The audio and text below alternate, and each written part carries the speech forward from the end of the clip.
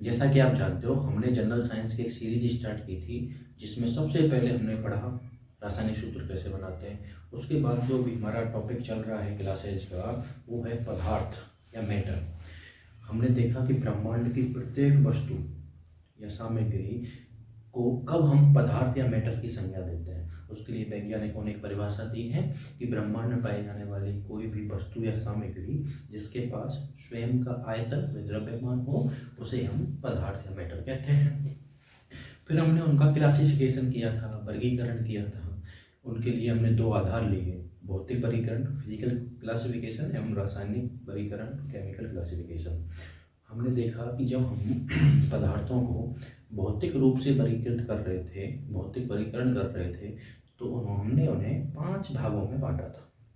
ठोस, द्रव, गैस, चौथी अवस्था थी पदार्थों की प्लाज्मा एवं 5वीं अवस्था थी बीईसी, बोस-आइंस्टीन कंडेंसेट या बोस-आइंस्टीन संपीड्यता।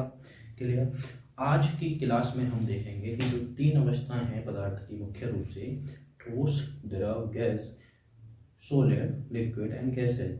क्या कोई पदार्थ अगर सॉलिड में ही है, सॉलिड अवस्था में, तो क्या वो हमेशा सॉलिड में ही रहेगा, उसका कन्वर्जन नहीं हो सकता? क्या वो लिक्विड में या गैस में कन्वर्ट नहीं हो सकता है?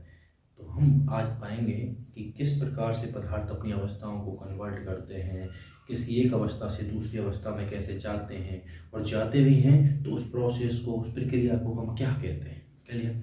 तो देखिए, सबसे पहले मान लीजिए हमने कोई ठोस पदार्थ लिया, लीजिए बर्फ को ले लेते हैं। ठीक है, हमने सर्वप्रथम एक बर्फ या आइस ली जो कि फिलहाल ठोस अवस्था में सॉलिड में है। क्यों? उसका आकार व आयतन दोनों निश्चित हैं। तो हमें ये द्रव में या गैस में परिवर्तित करनी है।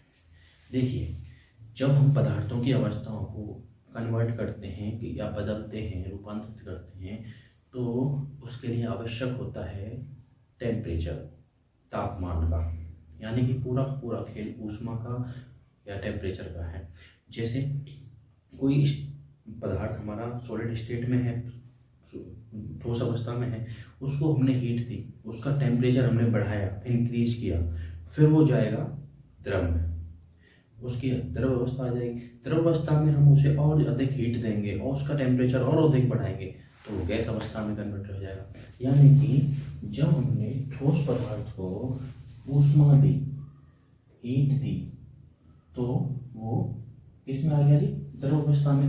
द्रव अवस्था में आने के बाद उसको और अधिक ऊष्मा दी, उसका टेम्परेचर और अधिक बढ़ाया, तो वो गैस अवस्था में या गैस स्टेट में आ जाएगा। एक एग्जांपल के साथ समझने की कोशिश करते हैं। हमने बर्फ उठाई, आइस ली, इस टाइम पे इसका जो टेम्परेचर है वो है अप्रोक्स 0 डिग्री सेल्सियस। कितना? 0 डिग्री सेल्सियस। नेगेटिव में भी होता है लेकिन 0 डिग्री सेल्सियस लेके चलते हैं। हमने इसको गर्म करना स्टार्ट किया और इसे हम गर्म करते करते ले गए लगभग 25-30 डिग्री सेल्सियस पर। कितना? 25-30 डिग्री सेल्सियस रूम टेम्परेचर पर। तो इसको जो हमने बर्फ ली थी वो हमारी इस टेम्परेचर पर 25-30 डिग्री सेल्सियस पर वाटर में, द्रव अवस्था में कन्वर्ट हो जाएगी। इसमें जी अब बन गया वो बर्फ वाटर। क्लियर? पानी। अब उसको और अधिक हमने हीट दी और अधिक गर्म किया और हम उसका टेम्परेचर ले गए लगभग 100 डिग्री सेल्सियस तक। कितना? 100 डिग्री सेल्सियस।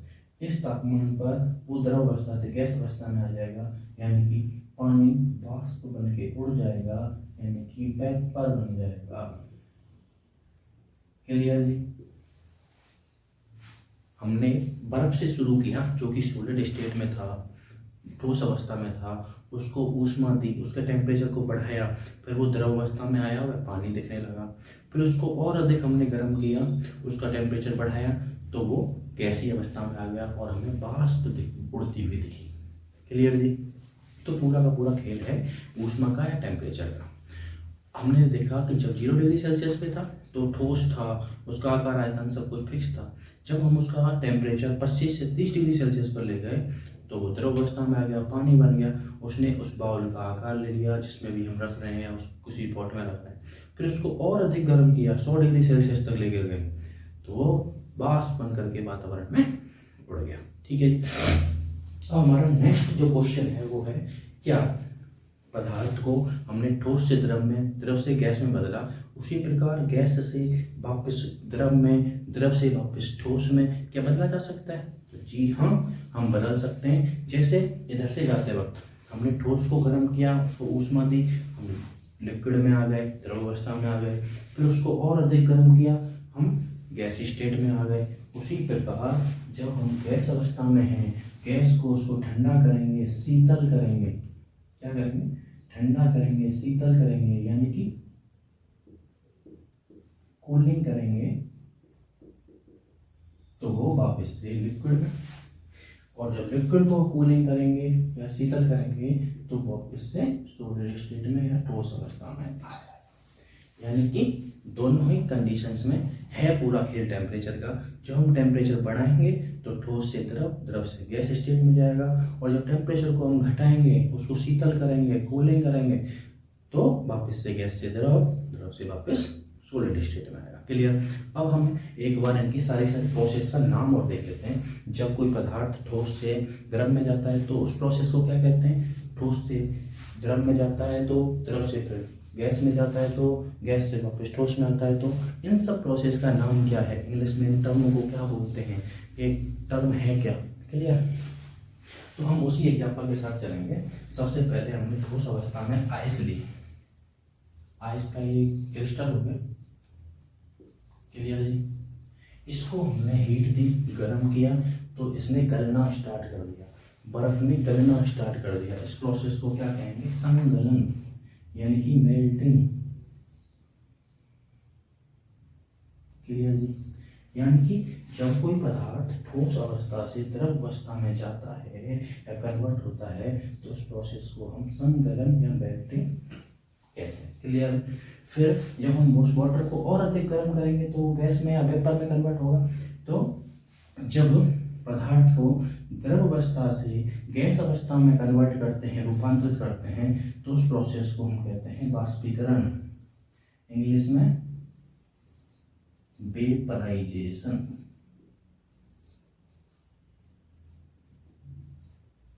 क्लियर जी? अब हमने इतना क्लियर कर लिया। अब देखिए, हम ठोस से द्रव में लेकर गए तो संगलन, मेल्टिंग हो गया। उसी प्रकार जब द्रव से गर्म करके गैस की तरफ गए तो उसको वाष्पीकरण या वेपराइजेशन बोला। और हम अब इसको गैस से ठंडा करना स्टार्ट करेंगे, कूलिंग स्टार्ट करेंगे, उसके टेम्परेचर को घटाएंगे तो वापस लिक्विड स्टेट में आएगा। तो उस प्रोसेस को हम कहते हैं संघनन, संघनन, कंडेंसेशन।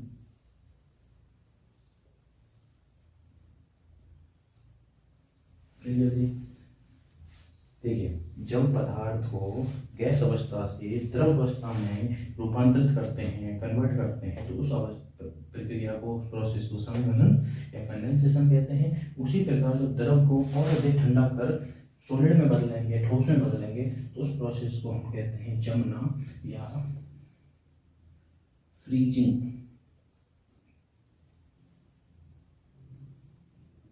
क्लियर जी? सारी लगभग प्रोसेस मेरे हिसाब से तमाम क्लियर हो गई होंगी। तो एक बार सुन लीजिए। हमने ठोस अवस्था से बर्फ को लिया, उस टाइम पे उसका टेम्परेचर था 0 डिग्री सेल्सियस। इस अवस्था में वो ठोस स्टेट में, हमने उसके टेम्परेचर को इंक्रीज किया, बढ़ाया और 25 से 30 डिग्री सेल्सियस तक लेकर गए। अब वो द्रव अवस्था में कन्वर्ट हो गया, अब वो वाटर बन गया, पानी दिखने लगा। अब उसके टेम्परेचर को हमने और अधिक बढ़ाया और 100 डिग्री सेल्सियस तक लेकर गए। अब वो वेपर बन के, बाष्प बन करके उड़ गया। और इन प्रोसेस का नाम क्या है? जब ठोस से हम द्रव की तरफ जाते हैं, जब पदार्थ की अवस्था ठोस से द्रव में कन्वर्ट होती है, तो उस अवस्था को कहते हैं या प्रक्रिया को हम कहते हैं क्या? गलना, संगलन, मेल्टिंग। क्लियर? और जब पदार्थ की अवस्था को या टेम्परेचर बढ़ाने पर, ऊष्मा देने पर द्रव से गैस में कन्वर्ट करते हैं, तो उस प्रोसेस को हम कहते हैं वाष्पीकरण, वेपराइजेशन। और इसका उल्टा क्या होगा? जब हम पदार्थ को ठंडा कर या उसके टेम्परेचर को कम कर गैस से द्रव अवस्था में लाते हैं, तो उस प्रोसेस को हम संघनन कहते हैं, कंडेंसेशन कहते हैं। क्लियर? उसी प्रकार जब द्रव अवस्था को और अधिक टेम्परेचर कम करके उसको ठोस की तरफ लेकर आते हैं, ठोस में कन्वर्ट करते हैं, उस अवस्था को कहते हैं जमना या फ्रीजिंग। क्लियर है? अब एक बात बताओ, क्या ऐसा ही पॉसिबल है कि हम किसी पदार्थ को ठोस से द्रव में, द्रव से गैस में ही कन्वर्ट करते हैं? क्या ऐसा पॉसिबल नहीं है कि कोई पदार्थ सॉलिड स्टेट में है, ठोस अवस्था में, उसे हम डायरेक्टली द्रव अवस्था में चेंज किए बिना ही गैस अवस्था में चेंज कर दें? यानी कि ठोस से सीधा गैस, गैस से सीधा ठोस, द्रव अवस्था दिखे ही ना। जी हाँ, ऐसा होता है। और किस किस में होता है ऐसा? ऐसा होता है जी कपूर में, जो हम पूजा पाठ के लिए इस्तेमाल करते हैं मंदिरों में, कपूर में, नौसाधर में, नेफ्थलीन में,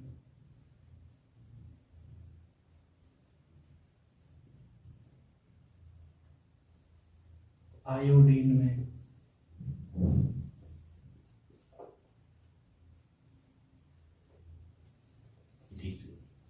क्लियर जी?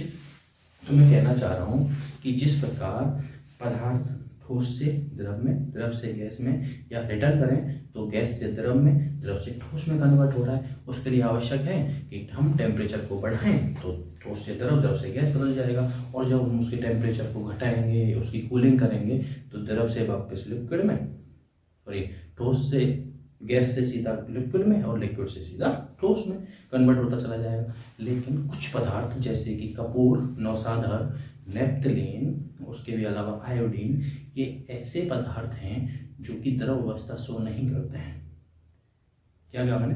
द्रव अवस्था शो नहीं करते हैं, ये सीधा ठोस से गैस में और गैस से सीधा ठोस में कन्वर्ट हो जाते हैं। और इस प्रोसेस का नाम है ऊर्ध्वपातन। इंग्लिश में हम इसे बुलाते हैं सब्लिमेशन।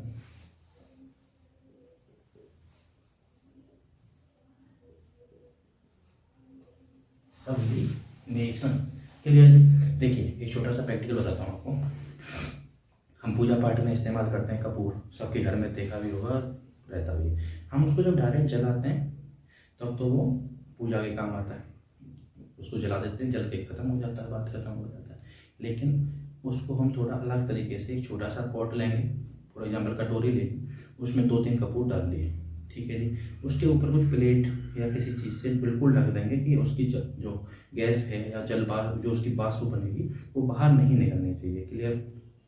और नीचे से हम उसको किसी चीज़ से, मोमबत्ती से या आग लगा करके हीट देंगे, तो हम पाएंगे कि जो सॉलिड स्टेट में, ठोस अवस्था में जो कपूर है वो उड़ना स्टार्ट कर देगा, ठीक है, और उस पूरी कटोरी को भर लेगा। और जब हम उस हीट को हटा देंगे तो कूलिंग स्टार्ट हो जाएगी। जब जैसे ही वो कूल होगी, वो वाष्प, जो कपूर की गैस है, कपूर का जो अंदर वाष्प बना हुआ है, वो जैसे ही ठंडा होगा, ऊपर जो प्लेट लगी हुई है ना आपने जिससे ढक रखा है, उस पे जा करके वो निक्षेपित हो जाएगी, जम जाएगी, एक बादल सा बना लेगी, और उसको वापस आप इकट्ठा करके फिर यूज कर सकते हैं। तो इसमें जब हम इस प्रैक्टिकल को कर रहे थे तो आपने देखा कि कहीं भी द्रव अवस्था देखने को नहीं मिली। कपूर, नौसाधर, आयोडीन जब सॉलिड स्टेट में होते हैं, मूल अवस्था सॉलिड है इनकी, जब हम इनको हीट देते हैं तो ये सीधा वाष्प में बदल जाते हैं, गैस में बदल जाते हैं। लेकिन बीच में द्रव अवस्था मीडियम नहीं होती है, द्रव अवस्था नहीं आती है। क्लियर? जैसे कि मान लो मैंने इस पॉट में कपूर लिया, क्लियर जी, और इसको मैंने एक पतली सी प्लेट से ढक दिया। इस पे अब मैंने नीचे से मोमबत्ती जलाई,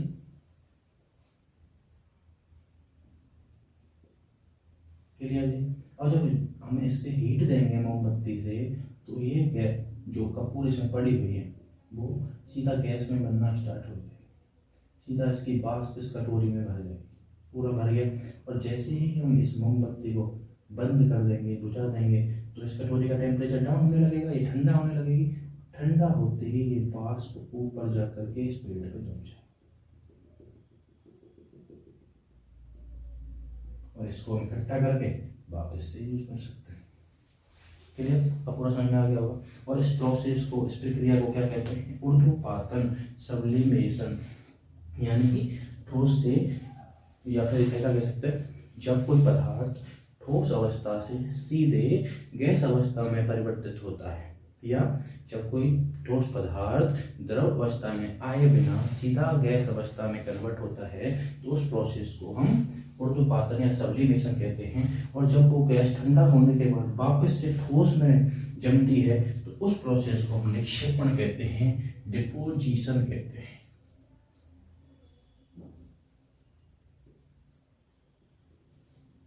क्लियर जी?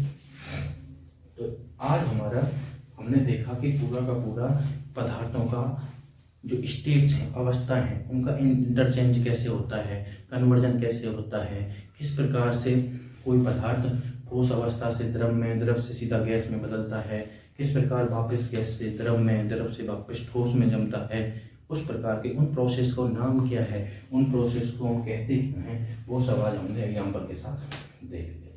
क्लियर? उसके बाद अब हम नेक्स्ट वीडियो में पढ़ेंगे कि धातु व धातु में क्या अंतर हैं, क्या समानता हैं, उनके क्या गुणधर्म हैं, प्रॉपर्टीज क्या हैं, एग्जाम्पल्स क्या हैं। उसके अलावा क्या दो धातुओं को मिला करके या धातु और अधातु को मिला करके कोई नया तत्व भी बनाया जा सकता है जो हमारे ज़्यादा काम का हो, जो हमारे उससे ज़्यादा गुणधर्म हों, ताकि हम और ज़्यादा उसका यूटिलाइज कर सकें और अधिक उसे मजबूत बनाया जा सके। उस प्रकार मिश्र धातुओं को हम पढ़ेंगे। उसके भी अलावा फिर हम कुछ तत्व ऐसे हैं जो कि धातु होते हुए भी लिक्विड स्टेट में, द्रव अवस्था में पाए जाते हैं, वो कौन कौन से हैं, कौन सी ऐसी धातुएं हैं जो चाकू से काटी जा सकती हैं, कौन सी ऐसी धातुएं हैं जो रूम टेम्परेचर पर द्रव अवस्था में पाई जाती हैं। ऐसे प्रकार से हम सारे के सारे टॉपिक्स को लगभग 4 से 5 वीडियो में हम खत्म करेंगे। और उससे आगे हम समांगी विषमांगी मिश्रणों को पढ़ेंगे, मिश्रण और कंपाउंड यानी यौगिक के मध्य अंतर देखेंगे। लेकिन फिलहाल के लिए इसका कि पदार्थों का, अवस्थाओं का, स्टेट्स का इंटरचेंज कैसे होता है, वो टॉपिक हमारा पूरा खत्म है। उसके लिए आवश्यक है कि हम किसी पदार्थ को ऊष्मा देते जाएंगे, हीट देते जाएंगे, उसके टेम्परेचर को बढ़ाते जाएंगे तो वो ठोस से द्रव में, द्रव से गैस में कन्वर्ट होता चला जाएगा। वहीं जब हम उनको ठंडा करेंगे, उनको शीतल करेंगे, कूल करेंगे तो गैस से वापस द्रव में, द्रव से वापस ठोस में बदलना स्टार्ट हो जाएगा। कुछ ऐसे भी पदार्थ हमने पढ़े जो बिना द्रव अवस्था शो किए, बिना द्रव अवस्था प्रदर्शित किए सीधा गैस में और गैस से वापस से ठोस में कन्वर्ट होते हैं। किस प्रकार उनका निक्षेपण होता है, इन प्रोसेस का नाम क्या है, वो सारे के सारी चीज़ें हमारी खत्म हैं। आगे के लिए और वेट कीजिए और कृपया करके वही जो रेगुलर कहता हूँ, आपके रिश्तेदार, भाई बहन, पड़ोसी, जिसमें भी जो बच्चे पढ़ने वाले हों, कृपया उन्हें चैनल के बारे में बताइए और उन्हें एक बार हमारे साथ जोड़िए। और उनके काम का लगता है तो लाइक, शेयर और सब्सक्राइब करें। उसके भी अलावा हद से ज़्यादा शेयर करने की कोशिश करें कि इस टाइम मुझे सपोर्ट की हद से ज़्यादा ज़रूरत है। धीरे धीरे बाकी हम सुधार कर रहे हैं अपने काम में, अपनी क्वालिटी में, हर चीज़ में। बाकी धन्यवाद। राधे राधे।